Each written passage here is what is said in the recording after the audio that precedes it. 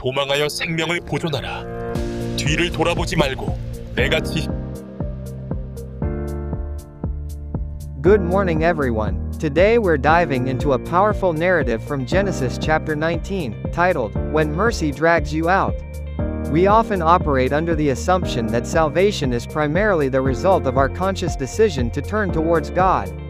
However, the compelling story of Lot challenges this very notion, suggesting quite the opposite, that salvation is, in fact, God's sovereign decision to pull us out, even while we are still lingering and hesitating.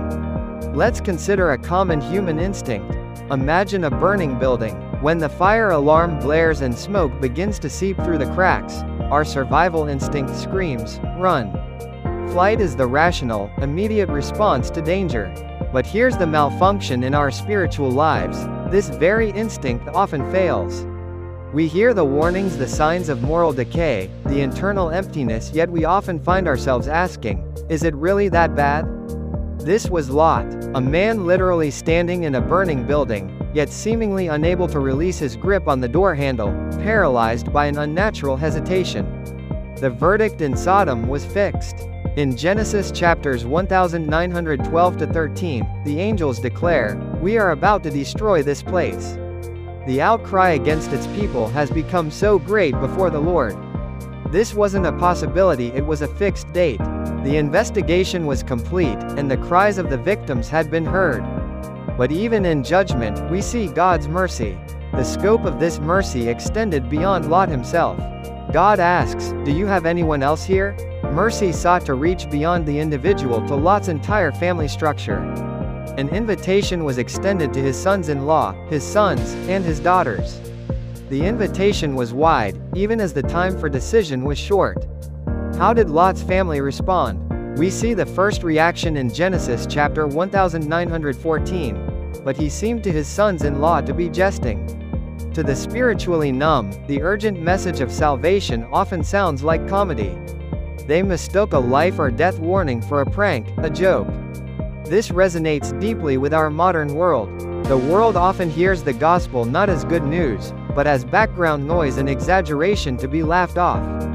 Lot's sons-in-law had the invitation, but they lacked the sensitivity, the spiritual discernment, to perceive the grave danger they were truly in.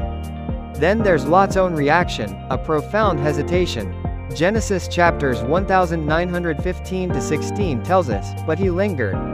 Why would a righteous man, as 2 Peter chapter 2 describes Lot, linger in such a perilous situation?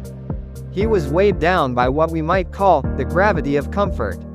He was attached to his status, his wealth, the life he had built in Sodom. He was addicted to the familiar, even if that familiarity was toxic. And he suffered from a paralysis in the face of the unknown. He knew he should leave, but his hands gripped the treasures of Sodom too tightly to move, his heart too bound to his comfortable life. This brings us to a pivotal moment, the seizing hand.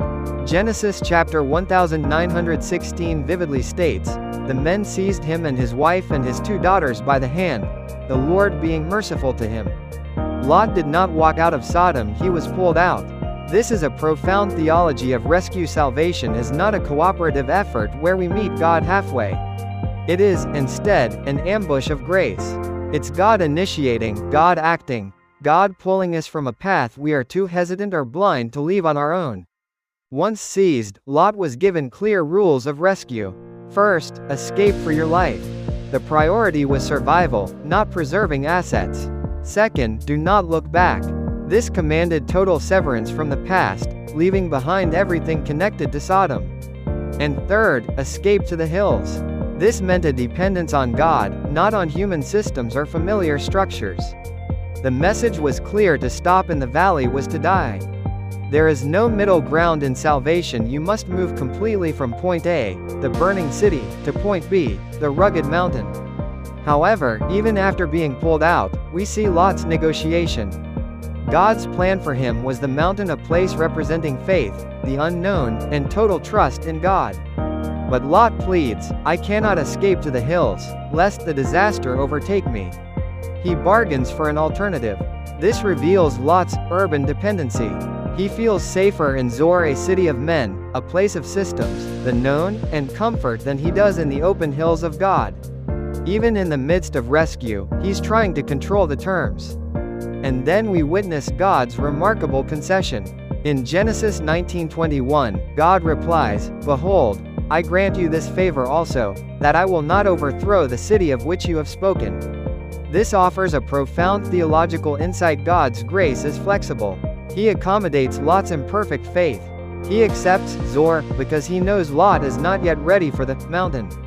This teaches us a crucial truth: God does not demand perfection before he saves us in our fear, in our hesitation, and then works on our sanctification. This leads us to the concept of the handcuffed Almighty.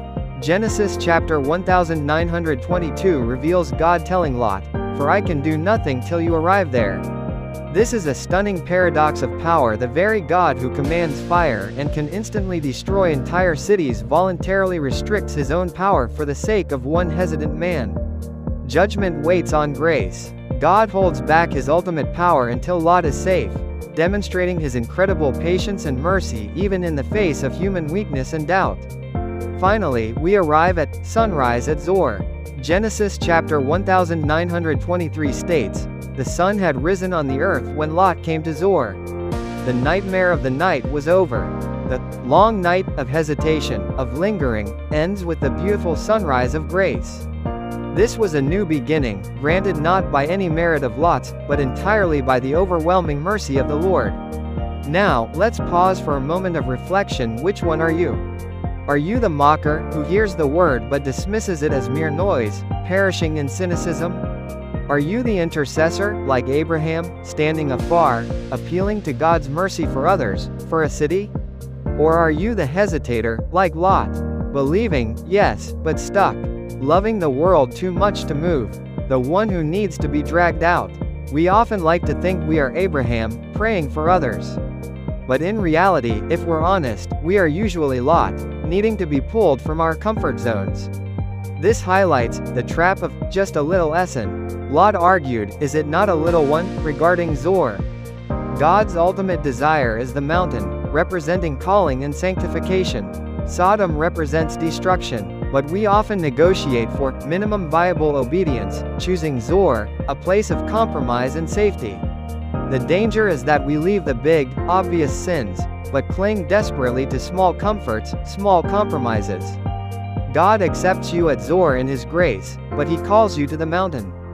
Don't mistake a concession for a destination. Zor is not the end goal, it's a stepping stone. Ultimately, the hand that seized Lot is a shadow, a prefigurement, of the ultimate hand, the hand of Christ. We are not saved because we bravely ran to God, we are saved because God ran to us. The profound mercy shown to Lot in that ancient story is fully realized and perfectly expressed in the cross.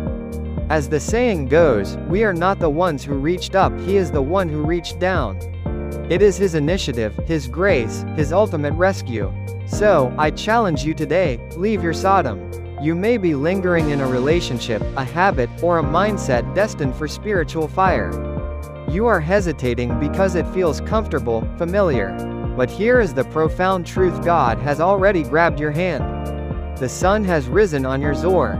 Stop arguing for your little compromises. Stop negotiating for comfort over calling. Lord, thank you for grabbing my hand when I hesitated. Help me move from the temporary comfort of Zor to the true freedom of the mountain. Amen.